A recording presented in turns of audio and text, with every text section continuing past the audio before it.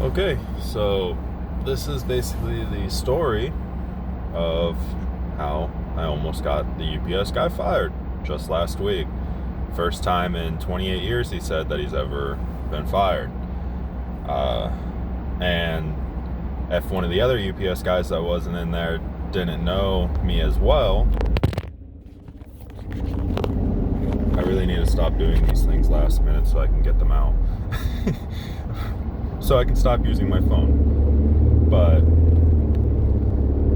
so the story basically goes that I walked into one of my customers' places, and I have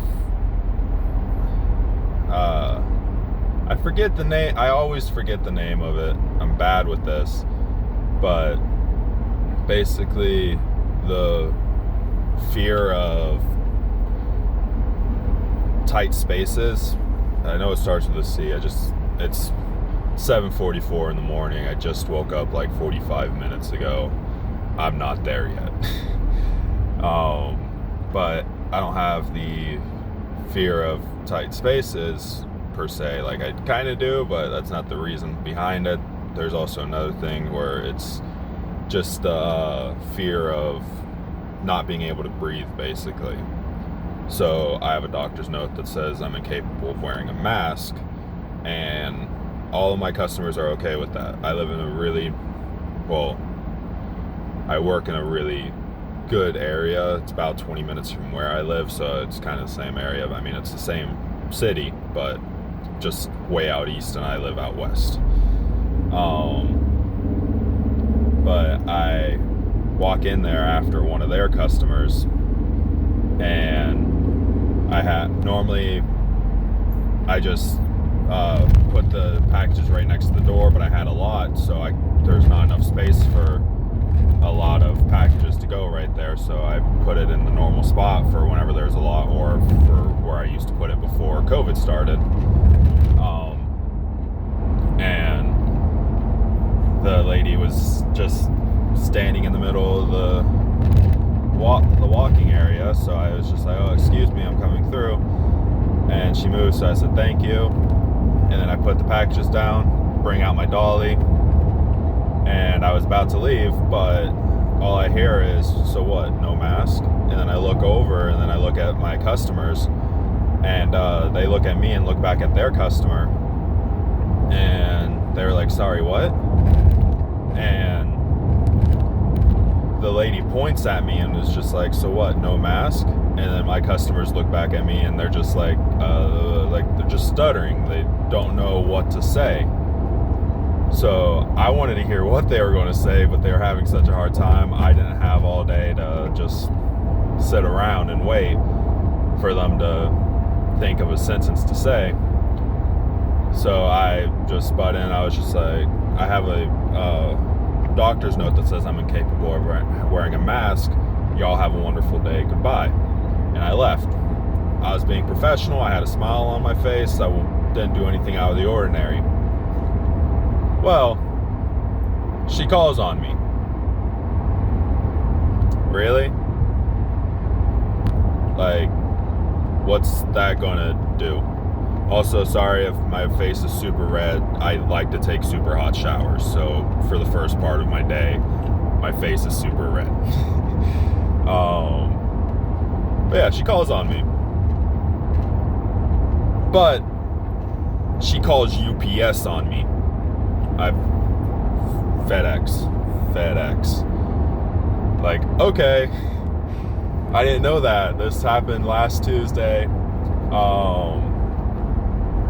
And then I didn't deliver to them on Wednesday, but then I delivered to them on Thursday. They apologized for their customer. I said, oh, it's not a problem. I've been waiting for a customer of a customer to say something.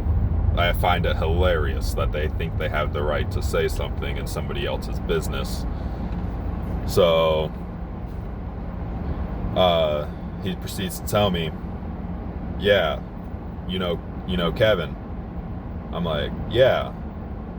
I have lunch with him and 2 or 3 other UPS drivers almost every day. And he was just like, yeah, she called UPS to complain about you, and he got in trouble. I was like, wait, what? There's no fucking way that happened. Apparently it did. So then I already have enough time to eat lunch with the UPS guys on Thursday. So then I just go about my route. I'm telling my customers the story left and right because it is so funny. So then finally I get to where they're at. I get to the lunch spot, and I see Kevin. He's still kind of delivering in the area, but he's doing like one more stop. He's doing just one more stop to the same building that this customer was in. So as he's walking in, I'm like, "Hey, yo, Kevin, I'm sorry for getting you in trouble, man." He was just like, "Sure you are." So then I'm just talking to John because he's already there. He's the other person that's involved in this story. Because Kevin's the steward of the union for the south side of the building, located in Sarasota. John is his understudy, basically. If Kevin gets in trouble, John has to be involved, because who's going to walk Kevin off the property, which is what the steward has to do whenever people get fired.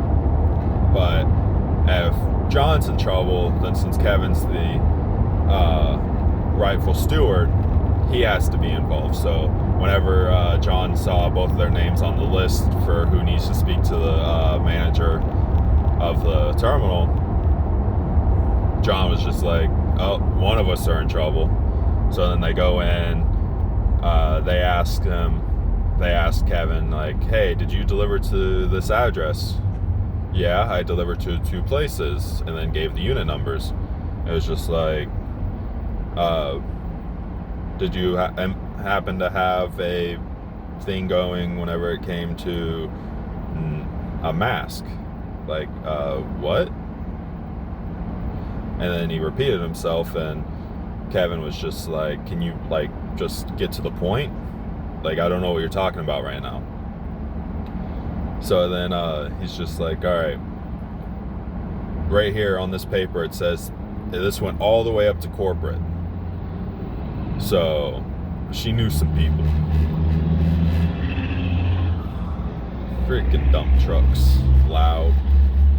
And so what the note read was that Kevin, yep, just going to do that. But the note read that basically Kevin said that it said the driver states that they have a doctor's note that says that they have a medical condition on why they can't wear a mask. Kevin's really confused at this point. Kevin knows me. It just didn't click in his head.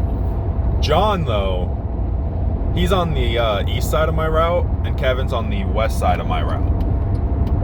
So they both know me very well. I see them almost every single day, unless I have to run my route weird. So John's just in the back laughing his ass off. And they both look at him. It's just like, "What is it?" John's just like, "That's Jacob, the FedEx guy." And then finally it clicked in Kevin's head. And, so Kevin had to get on the phone, and then they were just like, I can't remember exactly what they said, because it was a pretty long conversation, but it basically ended up being like, "Kevin, you're fired." And then Kevin looks at them, and it was just like, "So I can go and start on my truck now?" "Yeah, you can go and start on your truck." It's like, "All right, cool, thanks." That's basically the story of how I almost got a UPS guy fired, which is funny, though, because he said in the first time in 28 years, that was the only time that he's almost gotten fired. And then on Thursday, they almost tried firing him again for a completely different reason, but I'm pretty sure I'm the one that put him on the radar to where they were just like, "Let's watch him." Because they're constantly watched, but now I guess he's being held to a higher standard because of it. So, sorry, Kevin. It was a funny story, though. You gotta admit, he laughed about it. Kevin's a really cool dude. He understands. He just made jokes about it for the next couple of days, and then that was that. But I'll see y'all guys next Tuesday. Peace.